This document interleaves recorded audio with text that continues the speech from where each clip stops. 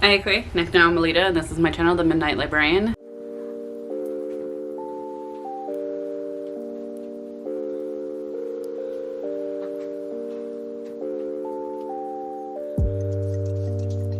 Today I will be doing the JAN-uary Book Tag. I have a new camera, so bear with me as I figure out how to navigate it. It's been a while since I've messed with an actual camera versus my phone. That's typically what I record on. So yeah, this is a little upgrades, man, upgrades. It's been a while since I've actually used the camera. Has a little viewfinder that I can flip out, which is really nice, and I've never had that before. So yeah, I'm also hoping that the audio is okay. So I'm just gonna jump in and do this tag as my first video with this camera and see how it goes. So the JAN-uary Book Tag is actually a book tag created by Agaton, and I'll leave her channel down in the description down below, as well as the original book tag.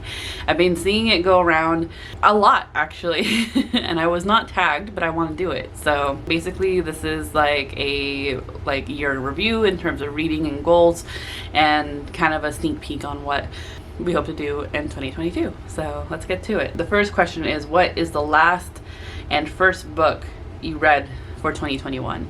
And the first book, I always end up really just kind of overthinking this, thinking that what I read first for the year is going to reflect how the rest of my year is going to go, and I'm really trying not to think that way, just because I think it's a little silly. For 2021, I ended up reading Earthkeeper by Mamaday. This is a collection of poetry that is told in a way that was really interesting, because we have it like a first half and we have a second half. The first half is poetry, and Mamaday was inspired by pre-colonial America. And Mamaday is Indigenous, and this is an Indigenous poetry collection, and like I said, the first half kind of goes through and is inspired by pre-colonial America, and then the later half of the book is poetry inspired by colonized America, and the difference of it. I thought it was very grounding. I did like it. It did lose me a couple times, but this is one, it's relatively short, and I feel like it's one that I could easily reread and like get a different viewpoint and see different details every time I read it. But I haven't reread it yet, but I did really like it. My last book that I read for 2021 was actually, what was it? It was The Forever Sea by Joshua Philip Johnson. So Joshua Philip Johnson, The Forever Sea. This book was a new release of 2021. It was a fantasy. It's the start of a new series called The Forever Sea. The second book is supposed to come out here in 2022, probably most likely in the later half. And it wasn't bad. It just wasn't, it didn't grip me as much as I wanted it to. And ultimately, like, I don't know, for some reason I felt like December was a lot of white male authors. Time of reading The Forever Sea, it was just like, this is like my fifth book by a white male author. I would just have liked to diversify December a bit more. Question 2 is, what is your first read this year for 2022? And I kind of stuck with reading more poetry. I want to continue with poetry books at the start of the year. Just something quick, something insightful, and it doesn't necessarily have to be Indigenous, but I am liking the thought of it being by a minority author. So I read You Better Be Lightning by Andrea Gibson, who is a non-binary slam poet, and I liked this decision. I absolutely love this book. It was not only my first book read of 2022, but it was also my first 5-star. I absolutely enjoyed it. It made me tear up. It made me, despite how short it was, I took it slowly. I believe it took like 4 days for me to read, just because every couple pages or every couple poems I had to just kind of sit and think about it, which I really like. It kind of like had me, it was definitely thought-provoking, but the fact that I had to start my 2022 like that was just really nice for me. So yeah, I really enjoyed this. Question 3, share 3 of your reading goals this year. So I have a 2022 goal video up, but let's pick 3 from that. My Goodreads goal is to continue to read 45 books for the year. Did surpass that in 2021 because that was the same goal. Still doing that just because if we've learned anything from 2020 and 2021, it's that this pandemic isn't just gonna go away, and policies and things are changing every day, and we just don't know. So last year I set my goal for 45 for a different reason. I wanted to read more tomes, but this year I'm setting it for 45 just to give myself leeway, so not to put pressure on myself, because already it's turning out to be fairly busy year. Second goal for this year is that I wanted to do this thing, and already I'm like worried about it, but I think I'm gonna be kind to myself. But I had this idea back in 2021 of this kind of themed reading vlogs that I had wanted to do. Very Kayla from Books and Lala inspired. She had talked about wanting to do a reading vlog, reading books with rabbits on the covers, and I kind of took that idea as well as her buzzwordathon and wanted to roll with it and have my own sort of reading vlogs every month for 2022. Already, because I'm a mood reader, I see that being a challenge for me, and already for January that is the case. I just wasn't feeling the theme, and I find that if any stressors happen, so if I have a particularly anxious weekend or a particularly nerve-wracking day, I end up changing my reading completely, because everything I'm reading I just am not feeling in that anxious mood, and I put them all aside and I start over. And that's exactly what happened this time, but I'm hoping that I can pick it back up in February. And then my third goal was, let's see, what is a third goal? Was to do more reviews. I did some reviews last year, which I enjoyed, but I would like to do more than just Indigenous, or like to review more than just Indigenous authored books. I am more than just Indigenous. I am a whole person, and it's great that I am an avenue that you can get Indigenous books from, but I also highly encourage you to seek out more Indigenous booktubers. But we're also here for more than just Indigenous books, and we shouldn't be the only ones hyping them. We shouldn't be your only resource. Google exists, other resources exist, and we are more than just Indigenous. We are people. We have other interests. We have other reading tastes. So last year I did do a couple of reviews for arcs I had received off NetGalley, and I do hope to kind of continue with that, of sorts of like books that I'm excited about and wanted to review. So that's what I want to do too. Question 4 is share your three most anticipated titles. I do have an anticipated title, anticipated releases for 2022 part 1. So it's the first quarter for 2022, sorry, that I recently put up.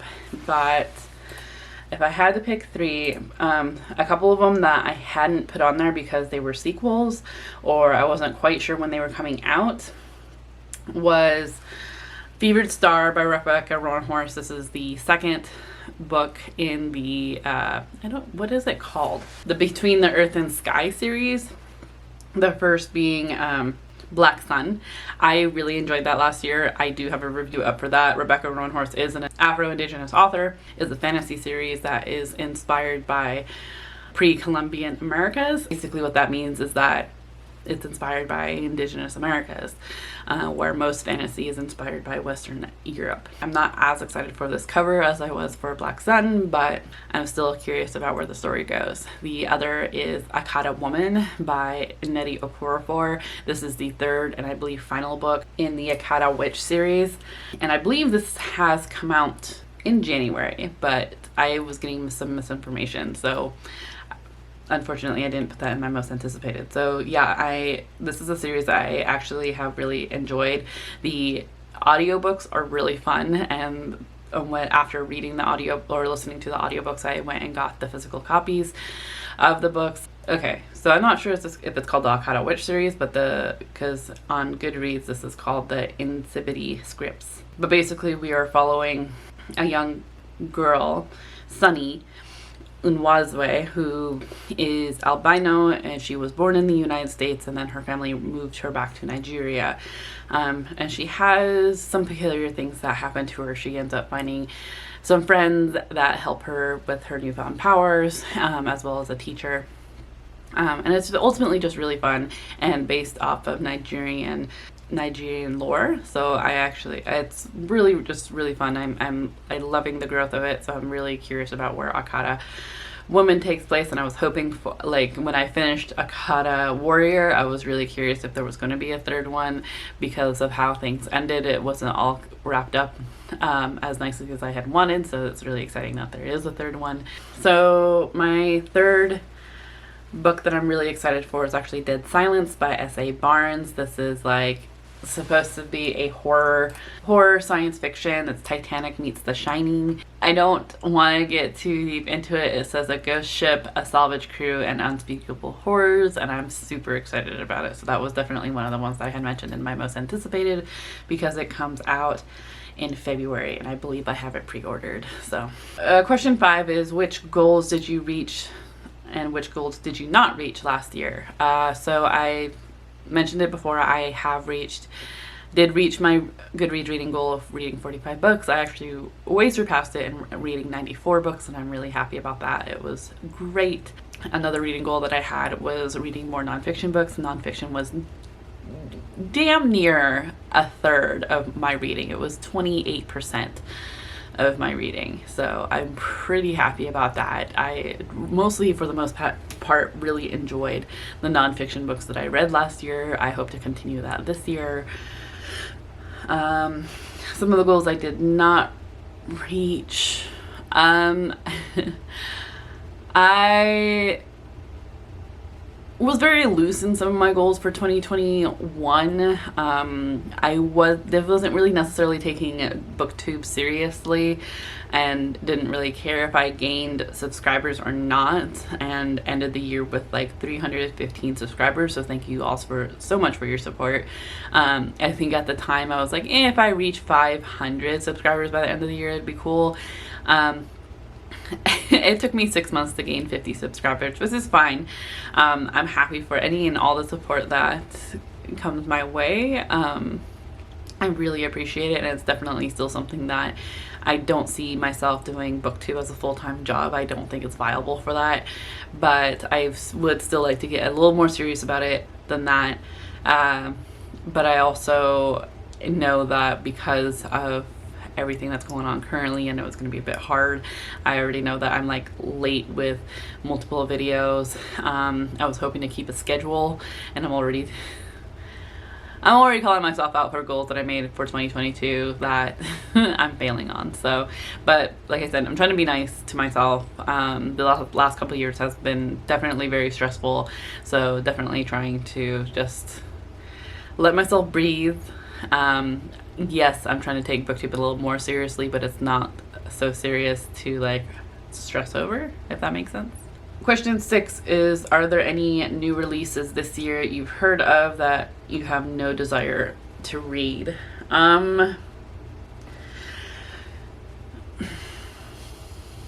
Offhand, not that I can think of offhand, even just going through them. There's like none that I am going like, I'm not going to read that. There's a couple that I'm like, I'm not going to read right now. For instance, the second book of the new Sarah J. Maas book, I don't know if it's called Crescent City. I think that's what the first one's called. I just got that book, but like, I'm not prioritizing it by any means. I know that the sequel is supposed to be coming out sometime soon, but I know that I'm going to treat it like the first book, and that maybe I'll get it in a year. But ultimately I'm in no rush. So, but there's no like books that I'm just gonna go, nah, I'm not reading that. Question 7 are, what are some reading habits you want to change this year, if any? I want to be more forgiving and just letting myself mood read. And for the most part, so far in January, I've kind of let myself do that. But that also means that the challenge I had for myself to kind of have this like themed vlog type is gonna be difficult. So, but I am trying to be like nicer to myself, like I said. So and just allow myself to stop reading whatever the heck I'm reading that I'm not feeling and move on. And that's what so far I've allowed myself to do this year. And I'm hoping to do more of that, just because there were a couple books last year that I had started reading and it took me literal months to finish reading because I just wasn't getting into it, but I felt like an obligation to finish it. And it's just not worth it. And it puts me in this weird reading slump. It also puts me in this weird thing of just like, I can't start another book because I am reading this book currently. I typically have 2 books going, one through audiobook and another one physically. And these were all physical reads that I just wasn't getting into. And I read kind of slowly to begin with, not like physically slowly, but I have a hard time finding time to read. So the fact that it took even longer was just a little frustrating, and I think ultimately had an impact on how I felt about the book by the time I did finish it, because it took me so long and because I was getting impatient and because it's turned into an obligation. I think that affects the mood towards the book. So I'm hoping to kind of let myself let go of it a bit more. What else? Yeah, otherwise I'm pretty happy with where my reading habits are right now. Question 8 is, are there any adaptations you're excited about? Not really. I know that was one of my goals too, was to do more book to movie adaptation reviews. But it's not, I'm not the biggest movie person at all. Question 9 is favorite bookish memory of last year. Honestly, so I know the book itself is weird. It's called Bear by Marian Engel, and this was actually a pick from that we decided to read in the Indigenous book reviewers group that I'm a part of. A couple of us decided to read it. We got onto Discord and we like started preparing to read it. I don't think anyone else did, but the whole premise of like reading this book, which is ridiculous because it's essentially about a woman who's bored with her life. She's an archivist for a museum and in Canada, and a property ends up getting donated to them after the heir dies, and the original property owner was really eccentric and ended up having a lot of stuff, and so they send our protagonist to go up and archive everything that's within the house, only to realize that because they were a bit of an eccentric, they had a pet bear, and she is so bored with her life and doesn't know what she's doing with it that she somehow ends up training the bear to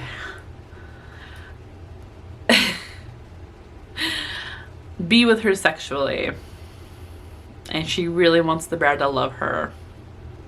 It's fucking weird. But like there were so many bear puns and like gifs and photos and memes being sent back and forth. It was just hilarious.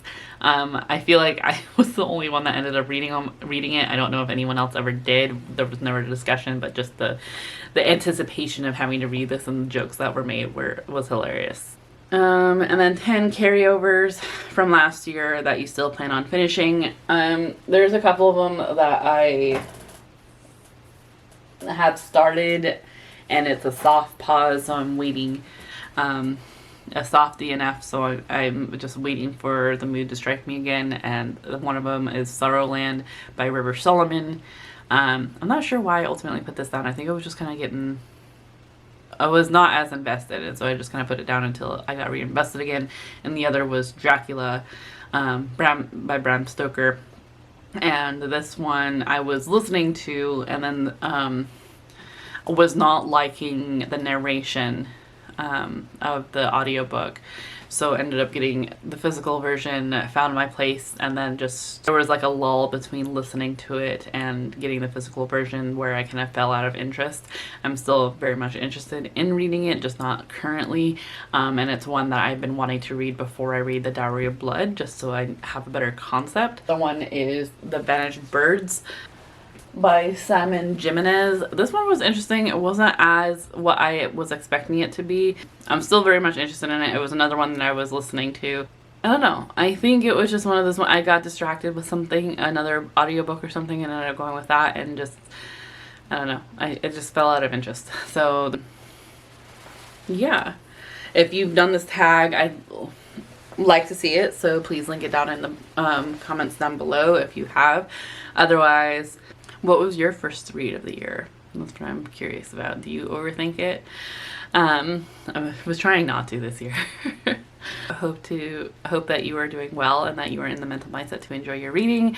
I hope this video turns out okay, because I would really like to not have to film it again, mostly because I look cute right now. And I will see you in another video very soon. Ciao.